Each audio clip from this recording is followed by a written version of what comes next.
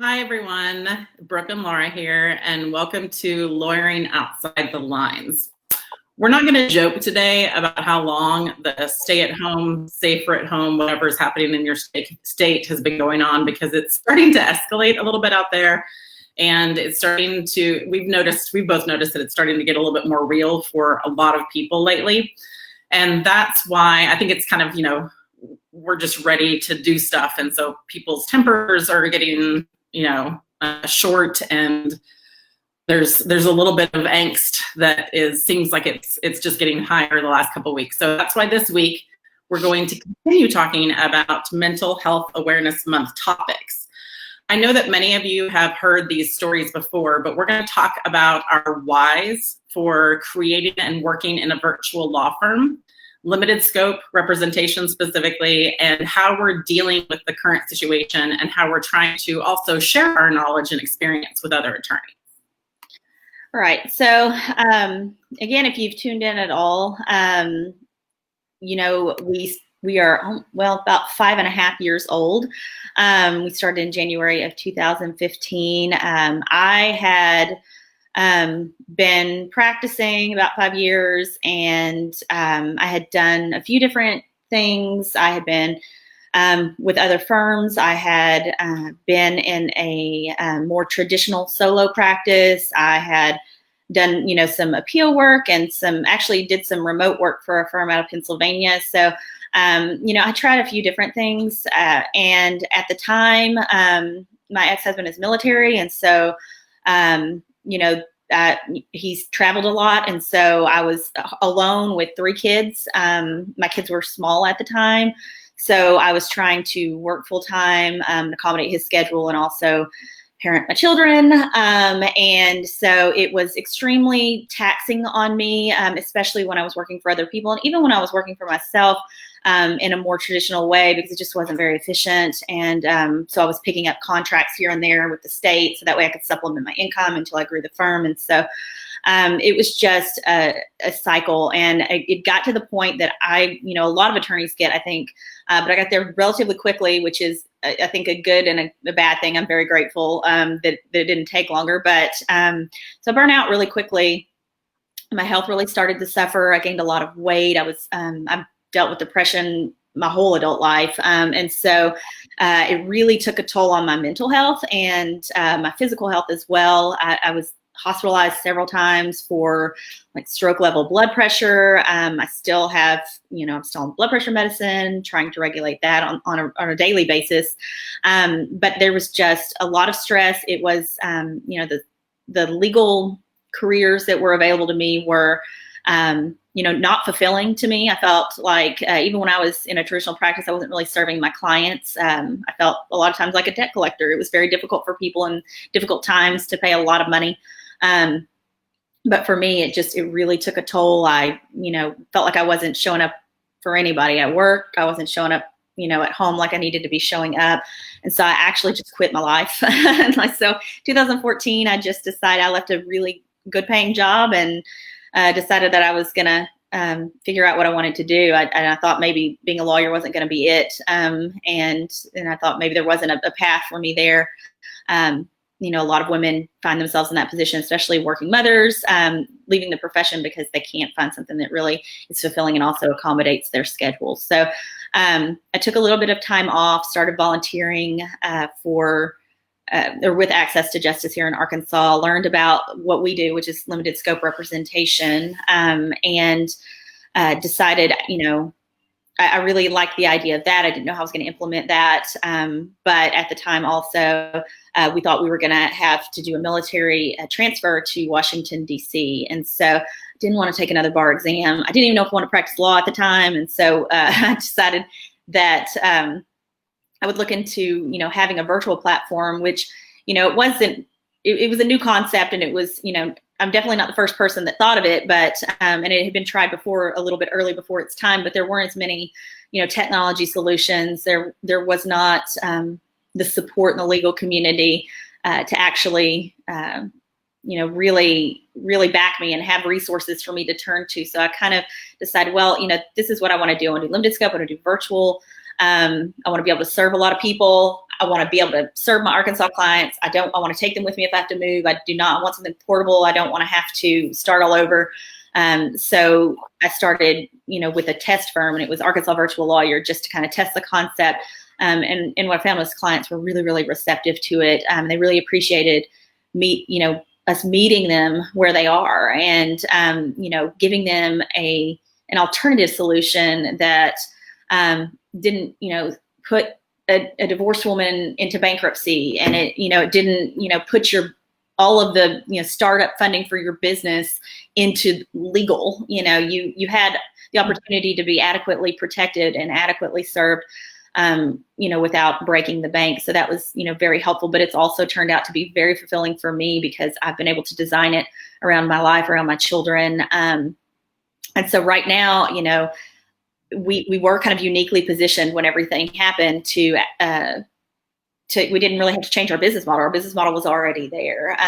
Obviously, we're experiencing a lot of the things that you all are out there too, in multiple businesses, but especially in law firms right now because of the current situation. But we were able to not only, kind of take some time back to even look further into what we're doing, because we're constantly using our firm as a playground to test technology and work with other attorneys. But we've been able to, I think the most fulfilling part for me, and I think it's probably very fulfilling for Laura, is we've, kind of served as experts in the legal community right now, for how to go virtual. And we've been able to, share that, give advice, and not only to the attorneys that we directly, that hire us, that we directly work with, but we're able to just help the legal community as a whole. So that's been extremely fulfilling right now. So, personally, I'm struggling. It's hard right now, I'm trying to stay positive. I feel like I had a friend this weekend, I had a conversation with her, and she was like, I just mentally made note of everything that's happened,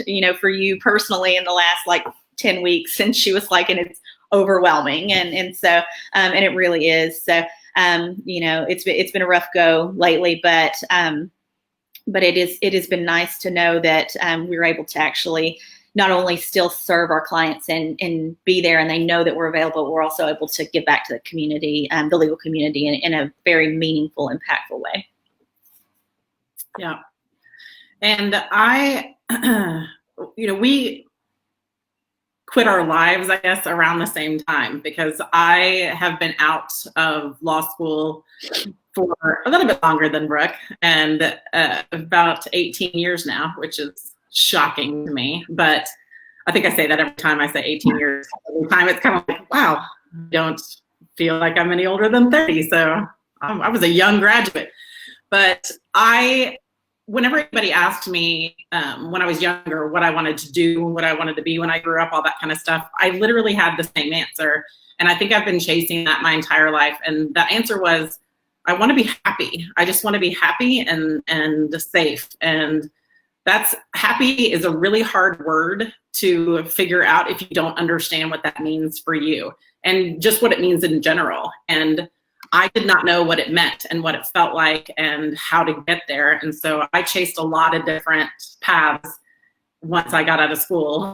School was actually one of those paths. It was one of those things where I didn't have a lot of examples of people who had gone through professional school or anything like that. I just knew that I didn't know what to do for a job. So I went to law school. And I wasn't planning on being a lawyer, but I took the bar exam because I graduated from law school. And then I got a job as an associate at a small law firm about 10, 11. I was the 11th attorney in the firm.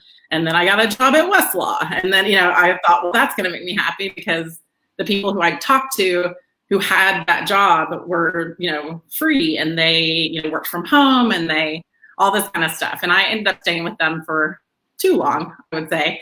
But I learned a lot during that time. I moved around with them. I traveled a lot for work, which, kind of ignited a passion in me to travel in general. I was lucky enough to spend some time abroad in college because Spanish was one of my majors. And so I kind of got the bug then, but I got it even more when I was traveling a lot with my time with Thomson Reuters. Plus, it was a lucrative career, so I had the money to travel.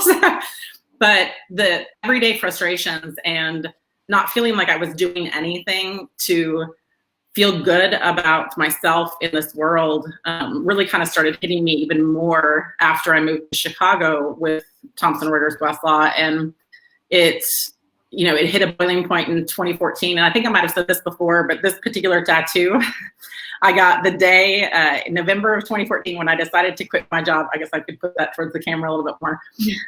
The day that I decided to quit my job, I called a friend of mine in Chicago and I said, hey, have you ever been to a tattoo parlor? It's not my first tattoo, but it was my first one that was really visible. And it was a reminder to myself that I can't just keep staying stagnant and letting things pull me back. I have to, go into the future. So I put in my notice first week of January of 2015 and decided to figure out what I wanted to do with my life. I'd always volunteered with ESL students and domestic violence victims and that kind of thing. So I thought, well, I'm going to take some time to travel. I had that luxury because I had money and I had no kids, no mortgage, no nothing. And then I got sick. I think I've told a lot of you guys that I got diagnosed with multiple sclerosis in 2015. That was a long path. I've also said that I will talk with anybody who wants to talk about that journey because it was a really tough one. And that's the reason I moved back to Arkansas. Arkansas was home to me, even though I wasn't born here. I consider myself raised here. And I moved back here and, still didn't know what to do. And I was like, well, I might as well use this law degree. And so I had to catch up on 3 years of CLE and worked with a woman who was trying to start a practice actually similar to Brooks, but for lower income individuals. And that didn't work out so well for me. So I decided, well, I'll just go out on my own. I love helping, violence against women issues and causes. And so I started my own family law, domestic violence law firm. And that was my first experience being a business owner. And Brooke was actually one of my mentors. She would sit, I'd buy her lunch and we'd sit and have some ciders and talk about all the ins and outs of divorce in Arkansas because I'd not done that before. And that, kind of like with Brooke, I very quickly realized that was going to send me off the edge because having to deal with opposing counsel and court schedules. And I had one case that didn't go away until after I'd been a partner with Brooke for a year and a half, I think. And so I was still continuing doing that. So when Brooke asked me to join her, I didn't hesitate. There was no hell no in that answer. It was a yes. And what I've discovered with it is I can see myself being happy. And part of that is, internal work that I've done, with being diagnosed with MS and all that journey that threw me in lots of spinning loops and really bad, mental health kind of issues. I started working on myself a little bit more. So I understood a little bit more what happiness is going to mean to me.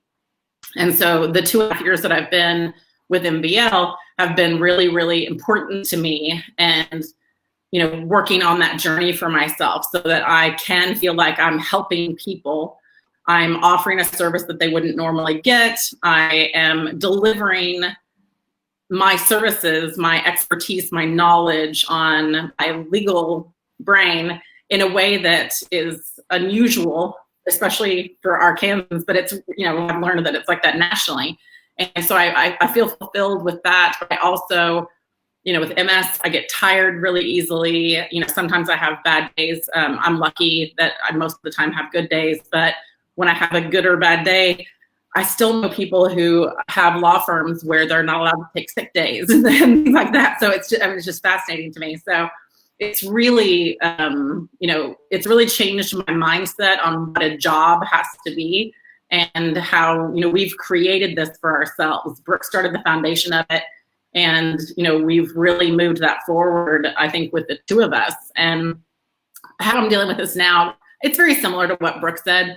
It's, our law firm has had a drop in clients, just like I think a lot of people that we've talked to have experienced that as well. It hasn't been as much that I've noticed for certain types of law, like PI and that kind of thing. But for just the general folks in general, we're experiencing that kind of drop. And so we've had to make decisions and move some things around. And, there's been some stress in there with the business side of things, but also, I don't have the kids, I don't have, that kind of thing. So it's been, I've had to really work on being, mentally there, as opposed to just letting myself sink into my introverted self, which has been interesting. But I think one of the things that has helped me is the fact that we didn't have to, like Brooke said, we didn't have to make any changes to the way that we practiced or the way that we ran our business, because we've always run it virtually. It was that from the beginning. She's been doing it for 5.5 years. I've been doing it for over like 2.5 years. And it was amazing to not, what we had to pivot with was really about messaging and, offering services like discounts on services or specials or that kind of thing, as opposed to having to learn how to do a whole new thing from scratch. So that's a lot more information than you probably wanted from me, but that it's, it's the virtual lawyering thing for me. And I still do like to travel. I was able to go to Paris. I don't know if it was last year, year before. I don't even know. Oh, it may have been the year before. Yeah, I think it was the year before, but not even just that. I have a lot of friends that live in other states. I can go to Colorado and I can work from there. My friend who lives in Georgia, she doesn't live in Georgia. She lives in South Carolina. They're close. I can work from there because my entire career is portable. I don't have to be somewhere in order to do anything, as long as I have my laptop. So that's really helped me feel like I'm actually doing something for myself, for the world, for my community, but also allowing me still to not be stressed out when I am wanting to take that vacation. Yes, I can work. I don't have to work, but it's, I might be answering a question from my cell phone as opposed to having to, pull out the big file in my office and do things via email, all that kind of fun stuff. So I'll stop talking now and let Britt continue on. But. No, we just wanted to take a minute today and kind of touch back in, especially with everything going on. Because again, like Laura said, some of the things we're pretty open and we've talked about it before, but we wanted to especially talk about it a little bit from our mental health standpoint during this month. We want to share our knowledge, our experience, kind of the trial and error, successes and failures, with other attorneys that are similarly struggling with how to kind of stay meaningfully involved in the profession, but still kind of have that, lifestyle that they want. We call our firm a lifestyle law firm. So as part of that, we ended up starting a brand company because we mentioned that the attorneys we work with. So we started a brand company in 2018 for attorneys, and that's all we do in that company. Both Laura and I are really passionate about sharing the information that we, and resources we have, and also firmly believe that there's no reason for, competition, but for collaboration. We're all about collaboration over competition, among attorneys who have a common goal for all of us to succeed and live and be healthy and love our lives. There's enough pie and people for everybody out there. Exactly. And we've, just like with anything, we've had several iterations of what our MBL partner firm program looks like since 2018 when we started. And we just launched our first course in March, the MBL course, with a very detailed 5-week how to dive into creating and running a successful virtual practice. We've worked really hard, and we've had colleagues and friends in the profession who believe in our mission and help us spread the word. And we're super excited about the fact that we just became internationally recognized with our course last week, because we sold the course to a law firm who are in Africa, in Uganda. And they found us with all the connections that we have and the Google and all that fun stuff. They found us, and so they want to start a similar thing there. And, that's one of the first steps that they're taking. So we're super excited about that. For sure. And then we're also launching our next round to help attorneys learn the ins and outs of starting and succeeding with a fully or partially virtual law firm practice on June the 1st. We just ended the other one, like Laura said, but we really wanted to make sure to, because is so timely. And we actually created this course and had it set to launch before all the COVID, so it just became very timely. But we want to make sure that it is, accessible and out there as frequently as we can put it out there to help other attorneys transition. But we'll put the link and information and how you can sign up in the comments below. We're still trying to be cognizant of people's finances during this time, and so we're offering this course at a much lower price point right now for the foreseeable future. So please feel free to reach out to either Laura or myself with any questions that you might have.